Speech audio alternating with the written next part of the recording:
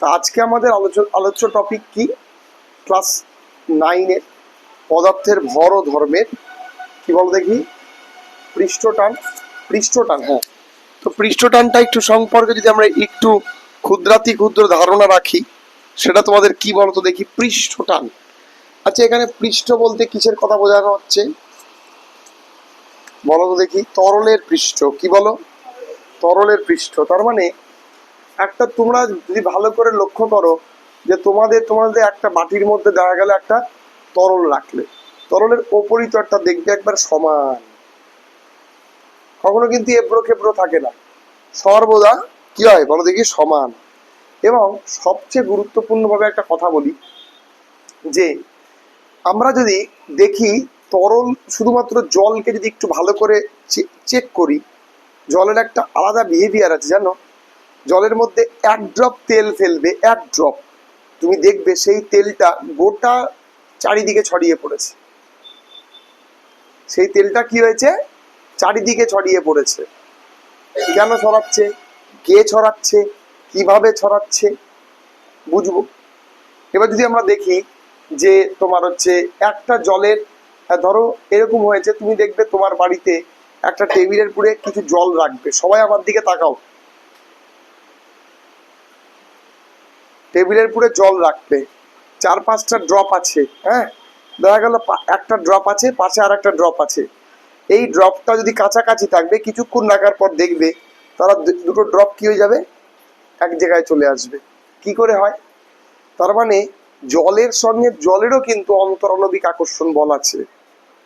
জলের অণু, তো প্রত্যেকটা জল কি দিয়ে তৈরি? অসংখ্য জলের অণু দিয়ে তৈরি। জলের অণুর সঙ্গে অণুরও কিন্তু একটা রিলেশনস আছে, ঠিক আছে? তো এইখানে আজকে আমরা এটাই জানবো যে পৃষ্ঠটানকে আমরা কিভাবে লিখবো, পৃষ্ঠটানকে আমরা কিভাবে ব্যাখ্যায়িত করব। তো আজকে আমরা লিখলাম আমাদের টপিক যেটা,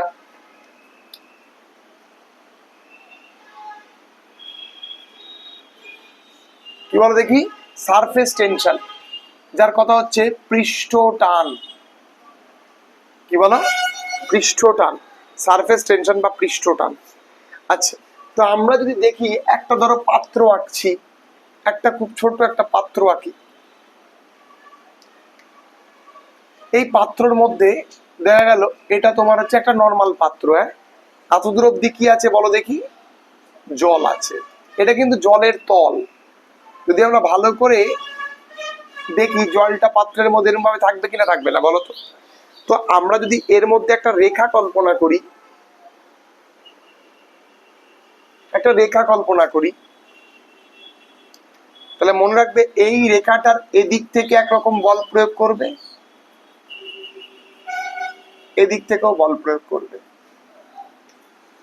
এবং যদি তুমি দেখো যে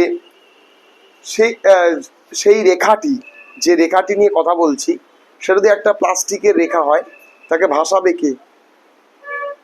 ভাসাবে কিন্তু তরলের উপরিতলটা। কে ভাসাবে? তরলের উপরিতলটা। তো এই যে আজকে আমরা তোমাদের পৃষ্ঠটানকে নিয়ে আলোচনা করেছি, পৃষ্ঠটানকে নিয়ে এমন কিছু কিছু মানে ধরো ঘটনা হয় প্রকৃতিতে এই পৃষ্ঠটানের, মানে যা জানার মতন। তো মনে রাখবে তরলের পৃষ্ঠের ওপর লম্বভাবে কাজ করে। কি বলো দেখি? লম্বভাবে কাজ করে হচ্ছে পৃষ্ঠটান। তো আমরা যদি সারফেস টেনশনকে আমরা যদি একটা নর্মালি দিয়ে লেখার চেষ্টা করি, সারফেস টেনশন মানে কি বলো দেখি? এস। সারফেস টেনশনকে কি বললাম? এস।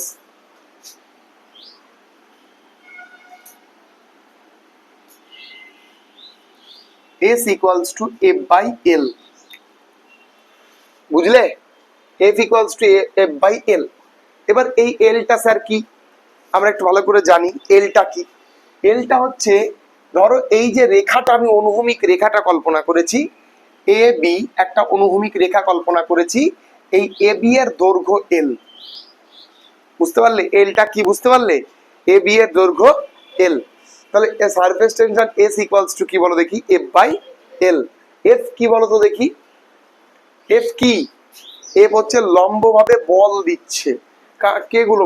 জলের উপরিতল বা জলের তল, ঠিক আছে?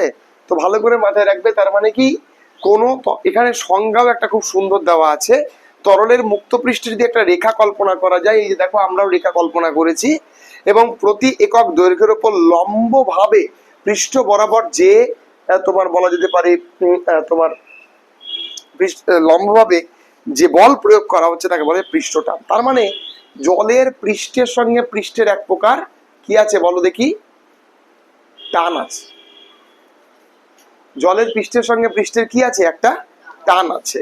এইবার দেখো আমরা যদি এই রেসপেক্টে বুঝি যে যদি দেখা গেল দৈর্ঘ্যের মানটাই কমে যায়, যদি দেখা গেল এই এল এর মানটাই কমে যায়, 1 হয়, তাহলে এস এর মান কি হবে, ফোর্সের সাথে সমান না?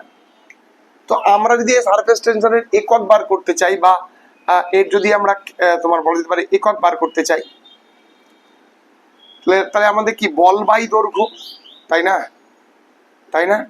তাহলে বল বলতে কি বলো দেখি, বলের একক কি, ডাইন পার সেমি। তাহলে ডাইন পার সেমি এটা কিসের একক বলো তো দেখি, সিজিএস এর একক। ঠিক, এবার একই রকম ভাবে এসআই এর একক হচ্ছে নিউটন পার মিটার।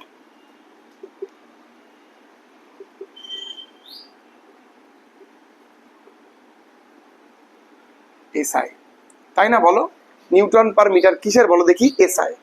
এইবার যদি আমরা এই সারফেস টেনশনটার একটা যদি ধরো ডাইমেনশন বা মাত্রা বার করতে চাই, তাহলে কি পাবো, যে ডাইমেনশন মানে কি বলো তো দেখি, মাত্রা কার বলো দেখি, পৃষ্ঠ টানের। খুব ইম্পর্টেন্ট, কি করে করব, দেখো আমরা জানি S equals to F by L, তাই না?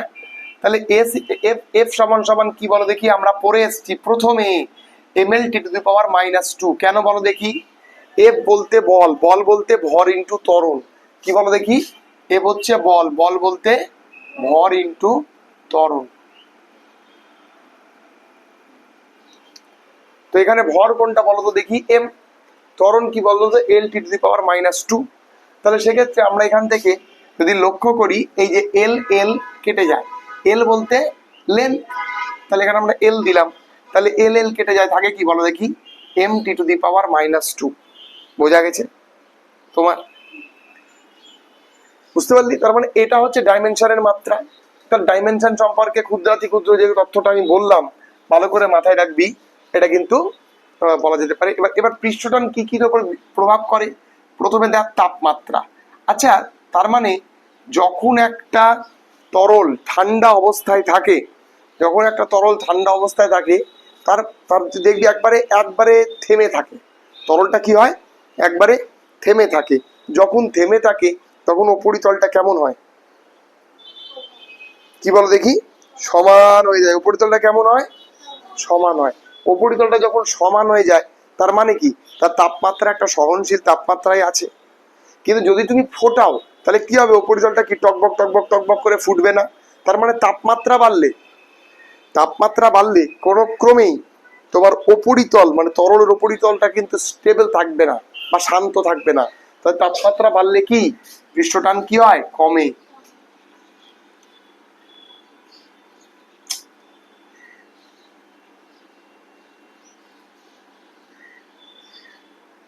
পৃষ্ঠটান কমে, তাই না?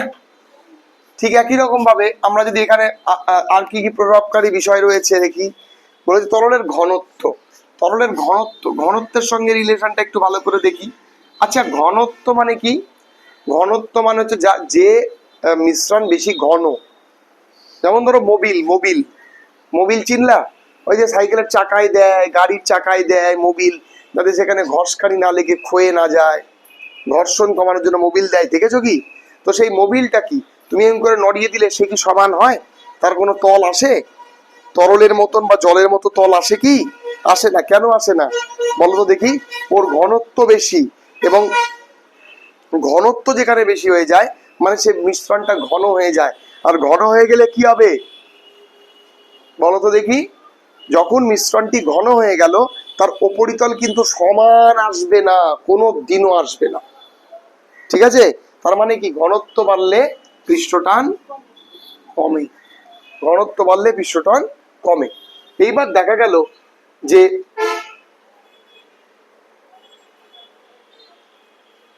হ্যাঁ, জলের যদি দূষণ হয়, জলে যদি অপদ্রব্য পদার্থ মিশে যায়, তাহলেও কিন্তু পৃষ্ঠটান কমে যায়। তার মানে পৃষ্ঠটান বাড়ার অন্যতম কারণ, যদি আমি একটু মানে ভেঙে বলি, পৃষ্ঠটান বাড়ার অন্যতম একটা প্রসেস একটাই, যে পৃষ্ঠটান তখনই নর্মাল থাকবে যখন তরলটা শান্ত থাকবে। এবং তরল বলতে একবারে জেনুইন তরল, তরলের মধ্যে ভুলভাল জিনিস যদি মিশানো থাকে, তাহলে কিন্তু পৃষ্ঠটানের পরিস্থিতি খারাপ হয়ে যাবে। ঠিক আছে, এবার এই পৃষ্ঠটানকে মানে করিয়ে বা কাজে লাগিয়ে অনেক ক্ষেত্রে মানুষ বাঁচে। এবার বলতে পারি, এই যে জানো দাও, যখন উত্তাল সমুদ্র থাকে, উত্তাল সমুদ্র থাকে, এবার যেমন তোমাকে আমি একটা কথা বলি, কিছু কিছু পদার্থ আছে, কিছু কিছু পদার্থ আছে অজৈব পদার্থ। ঠিক আছে, কিছু কিছু পদার্থ আছে, যেমন তোমার হচ্ছে তরলে উপস্থিতি, দাঁড়াও,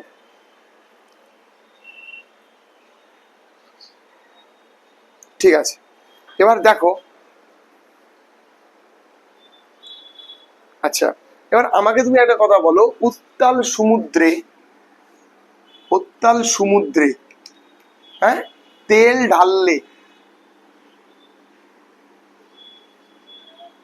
সমুদ্র কি হয় বলো দেখি? শান্ত হয়ে যায় না?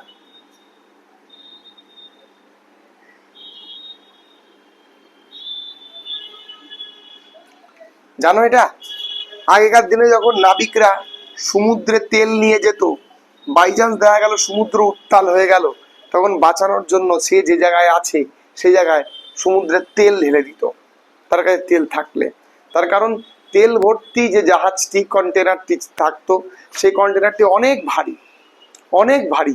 তো সেই জন্যই তেলটা ঢালতো। তেলটা ঢেললে কি লাভ হয়?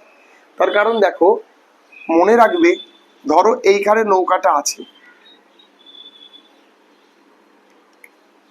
এইখানে যদি তেলটা ঢেলে দেয়, এই পাশ থেকে এই পাশে তেলটা ঢেলে দেয়, তখন কি হবে? তেলটা কি হবে? সমস্ত চারপাশে কিছু দূরের মধ্যে সঙ্গে সঙ্গে মিশবে না? মিশবে না। যেমন একটা গ্লাসের মধ্যে থাকা তরল যদি একটা এক ড্রপ যদি বলা যেতে পারে তেল পড়ে, চারিদিকে যেমন ছড়িয়ে যায়, তাই না? একটা বাটির মধ্যে জল, এক ড্রপ তেল দাও, তুমি দেখবে চারিদিকে ছড়িয়ে যাবে। তো এখানে তাহলে এতগুলো ব্যারেলকে ব্যারেল তেল দিচ্ছে, তাহলে নিশ্চিত চারিদিকে ছড়িয়ে যাবে। তো নিশ্চিত চারিদিকে ছড়িয়ে দিলে, এবার মনে রাখবে, অ্যাকচুয়াল জলের পৃষ্ঠটান, পৃষ্ঠটান অনেক বেশি। অ্যাকচুয়াল জলের মানে জলের পৃষ্ঠটান অনেক বেশি, বেশি, হ্যাঁ। তেল জলের, তেল জলের পৃষ্ঠটান কি? কম। ঠিক আছে, তো এই যে ঢেউটা উঠছে, তার মানে কি? একটা জলের অণুর সাথে আর একটা জলের অণু কানেকশন, ও উঠছে, বড় বড় ঢেউ প্রডিউস করছে। তো সেইখানে তেল যেই মিশে দিল, তখন কি হলো বলো তো দেখি? যখন তেল মিশে গেল, তখন মনে রাখবে একটা কথা, সে তার পৃষ্ঠটান কমে যায়। ফলে কি, জল আর ওই রকম ভাবে মানে ই করে না, আপ অ্যান্ড ডাউন করে না, এবং সেই জাহাজটি কি হয়ে যায়? বেঁচে যায়। এই জন্যই অশান্ত সমুদ্রে তেল আগেকার দিনে ঢেলে দিত। ঠিক আছে, তারপর 2 নম্বর পয়েন্টে তোমাদের বইয়ের মধ্যে তোমরা দেখবে যে এটা দেওয়া রয়েছে, একটা জলের মধ্যে যখনই এক ড্রপ তেল ঢালা হলো, সঙ্গে সঙ্গে তেলটা চারিদিকে ছড়িয়ে পড়ছে। ঠিক একই রকম ভাবেও যে তোমাদের যে তাবু, ছাতা বা তাবুর কাপড়ে ছিদ্র করা হয়, ঠিক আছে, মানে অনেকজন তো বলতে পারে যে তাবুর মধ্যে ছিদ্র করা হয় তার কারণ তার মধ্যে দিয়ে যাতে গ্যাস বেরোতে পারে। ঠিক আছে, গ্যাস বেরোতে পারে, কিন্তু জল ঢুকবে না। তার কারণ বৃষ্টির সময় ওই ফাঁকগুলি জলের সমস্ত জলের স্বর সৃষ্টি করে, ফলে বৃষ্টির জল ঢুকতে পারে না। পৃষ্ঠটানের জন্য জল গোলাকার বিন্দু ধারণ করে এবং ছাতা বা তাবু থেকে ওপরে মানে গড়িয়ে পড়ে, ফলে ভেতরে ঢুকতে পারে না। মানে কি বলতো? ধরো তোমার তাবুটা এরকম কেমন আছে, তোমার এইখানে তোমার ছিদ্র আছে, জল যখন জলের জল একে অপরকে টান দেয়, জল কি করে? একে অপরকে টানে। তো জল যখন এখানে অনেকগুলো জলের অণু আছে, এ কি করে বলো দেখি? জল যখন একা থাকে তখন একটা গোলাকার আকার ধারণ করে। স্টোকসের সূত্র আমরা যেগুলো বোঝাম, আপাতত এটাই বুঝে রাখো। তো মনে রাখবে, যখন জল তাকে, জলের অণুগুলো কি করে বলো দেখি? কি করে বলো? আমি কি বললাম? হ্যাঁ, জলের বিন্দুগুলো কি করে? একে অপরকে টানে। এবং যখন টানে না তখন তারা এই ফুটার মধ্যে না ঢুকে একে অপরের পৃষ্ঠটানের দরুন নেমে যায়। আর এটা একটা এর মধ্যে একটা বেগও কারণ, এর মধ্যে বেগটাও একটা অন্যতম কারণ। ঠিক আছে, তো সেটা কিন্তু একটা ভাবার মতন বিষয়। ঠিক আছে, তো আজকে তোমাদের পৃষ্ঠটান সম্পর্কে জানলাম। এরপরের দিন আমরা তোমাদেরকে জানাবো ভিসকোসিটি। তো তোমরা এখান থেকে কোন কোন প্রশ্নগুলো পড়বে যদি আমি তোমাদের বলি, দেখো তোমরা এখান থেকে পড়বে পৃষ্ঠটান কাকে বলে। পৃষ্ঠটান কাকে বলে আমি যদি একটু লিখে দেই ফাঁকা জায়গায়, যে পৃষ্ঠটান কাকে বলে।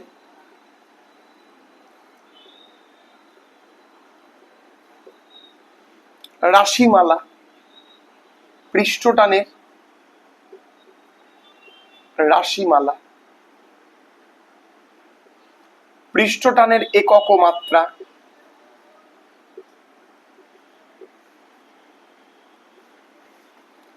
তারপর হচ্ছে পৃষ্ঠটানের প্রভাবকারী বিষয়, যেমন তোমাকে দেখালাম তাপমাত্রা, ঘনত্ব, অজৈব পদার্থ, দূষণ। হ্যাঁ, যদি কোনো কোনো তরলের মধ্যে দিয়ে যদি ইলেকট্রিক কারেন্ট পাস হয় তাহলেও পৃষ্ঠটান কমে, এটাও কিন্তু তোমাদের বইয়ে আছে। যদি কোনো পরিচালিত বস্তু তোমাদের দেখা গেল, কেমন করে বলছি আমি একটা বোঝানোর চেষ্টা করি। ধর এক গ্লাসের মধ্যে জল আছে, এত বড় একটা লোহাকে তুই প্রচন্ড পরিমাণে তাপে মানে ওকে করেছিস, সেই লোহার জলটাকে তুই ইসের মধ্যে ঢাললি, কি করলি, মানে লোহাটাকে উত্তপ্ত গরম লোহাটাকে তুই কোথায় ঢাললি, গ্লাসের মধ্যে ঢাললি, সঙ্গে সঙ্গে কি হবে, সঙ্গে সঙ্গে কি হবে বল, জলটা কিন্তু অটোমেটিক গরম হয়ে কি হবে, উপচে পড়বে সেই লোহার বেদটাকে ঠান্ডা করার উদ্দেশ্যে, তাই না বল। আমার কথা বুঝতে পারলি কিনা, একটা গ্লাসের মধ্যে ঠান্ডা জল আছে, তুই উত্তপ্ত লোহার একটা বল নিয়ে এসে ওই জলের ওই গ্লাসের মধ্যে তুই রাখ, তুই দেখতে পাবি উইদিন 15-20 সেকেন্ডের মধ্যে সম্পূর্ণরূপে গোটা জলটাকে গরম করবে, জলটা গরম করে জলটা উপর দিয়ে ভাপ হয়ে পড়বে। তার মানেটা কি, তড়িতাহিত বস্তু, তার মধ্যে যেটা হিট, যার মধ্যে কারেন্ট আছে, তার মধ্যে গরম আছে, তুই দেখবি তরলটা কি হবে, ফুটে উঠবে। ফুটে উঠবে মানে কি, যেখানে ফুটবে বলতে কি, সেখানে পৃষ্ঠটান কি হবে, কমে যাবে। তো তার মানে এইটা ভালো করে বুঝতে হবে। বোঝা গেল কি আমার কথাটা? তাহলে পৃষ্ঠটানের প্রভাবকারী বিষয়।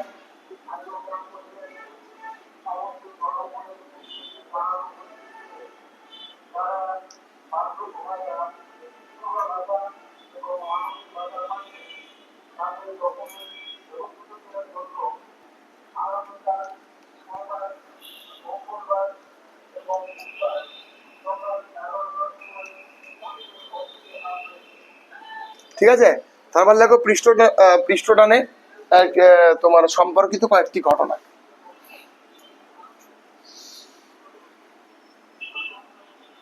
আর এখান থেকে প্রশ্নগুলো কিন্তু মানে তুলে তুলে দেবে, যেমন উত্তাল সমুদ্রে তেল ঢাললে সমুদ্র শান্ত হয়ে যায় কেন, একবারে তুলে তুলে দেবে। ঠিক আছে, উত্তাল সমুদ্রে তোমার, তারপর এখানে জলে একখণ্ড কর্পূর ঢাললে ইতস্তত ভাবে ছুটি ছুটি করতে দেখা যায় কেন, একবারে এগুলো কিন্তু আর মানে ঘ্যামা কোশ্চেন, সবার পিছনেই ওই পৃষ্ঠটান আছে। ঠিক আছে, যেমন ছাতা বা তাঁবুর কাপড়ের মধ্যে একটা ছিদ্র ফুটা থাকলেও তার মধ্যে দিয়ে জল ঢোকে না কেন। ঠিক আছে, এগুলা পৃষ্ঠটান, তার কারণ বৃষ্টির জলের অণুগুলি একটা গোলাকার হয় এবং পৃষ্ঠটানের দরুন তারা একসাথে নিচে নেমে যায়, এবং অবশ্যই একটা ইনক্লাইনেশনস এর একটা তো ব্যাপার আছে, এটাও একটা কারণ। ঠিক আছে, বোঝা গেছে, এটা তোমাদের আজকে পড়া থাকবে।